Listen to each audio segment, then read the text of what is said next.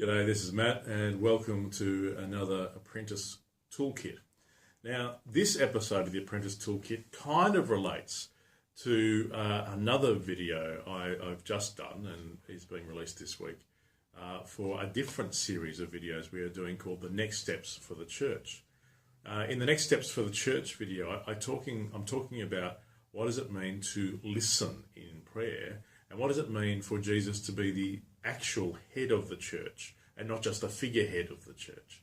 What does it mean for him to be able to input and change even decisions we are making about where the church is going and how it moves forward?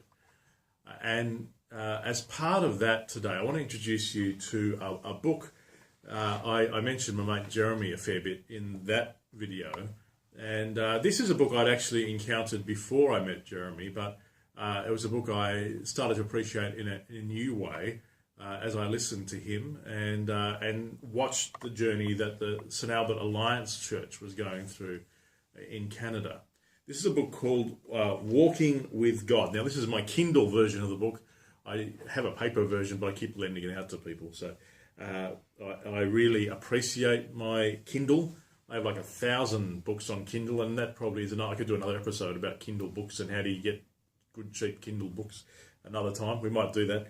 But this book is one I'd recommend. It's actually quite an easy read, but fundamentally it is a book about how do you move to a conversational, intimate relationship with God. John Eldridge is quite a well-known author. Another book of his about what does it mean to be a bloke and to be in relationship with God is called Wild at Heart. And I read that had a big impact on me a number of years ago. And to be honest with you, the first time I read this book, I found it a bit fluffy.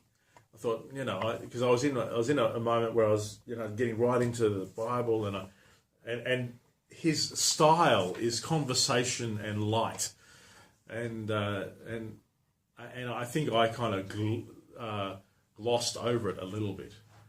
But it's interesting, as God's taken me on the journey, and I now come back to it, I realise what I thought was conversational light actually carries some significant weight. And I am more and more convinced that God gives you what you need when you're ready for it. And there's no way of shortcutting that process.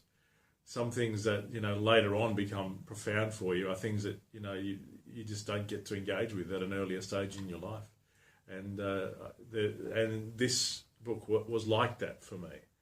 Now, basically, it is both a book about how do you learn to listen to God, but it's also him telling a bit of his own journey through a year and moving towards intimacy with God. There's a number of quotes in there that I find helpful, and this will just give you some pictures. Some picture of what he's saying. He says things like, intimacy with God is the purpose of our lives. It's why God created us. Not simply to believe in him, though that's a good beginning. Not only to obey him, though that's a higher life still. God created us for intimate fellowship with himself. Do you get that? God created you not just to believe in him or not just to do what he says, but to be in intimate fellowship with him. And he goes on and says, I know that if I will live more intimately with Jesus and follow his voice, I'll have a much better chance of finding the life I long for. I know it.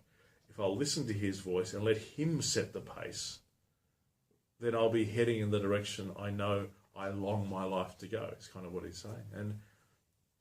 And it was good for me to hear that. You see, there's another book at some point I'll share on the apprenticeship toolkit in future called With by Skye Jethani. And I think that what Skye Jethani was reaching for with that book is this book is the practical outward working of. What does it mean to actually do life with God rather than trying to do life for God or under God or over God or What does it mean to actually walk each day hand in hand with Jesus? What does it mean to allow Jesus to influence how you make decisions, to be with you in the tough moments and the great moments of your life? I do think that this is one of the big challenges for us as a church and for the church generally, because of the way things have gone, we have been shaped by a world of ideas, and we keep trying to get the right ideas about God.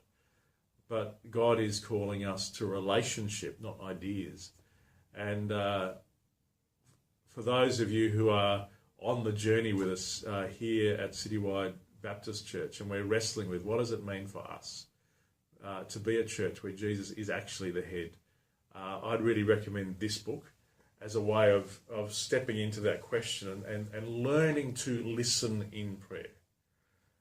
There's courses and things we'll be doing on it in the future, but I know that this book, Walking with God by John Eldridge, is not a hard read, but it is one that calls you to think differently about how you live your faith journey and how do you invite Jesus into your daily walk. So I encourage you, it's a book that's well worth getting.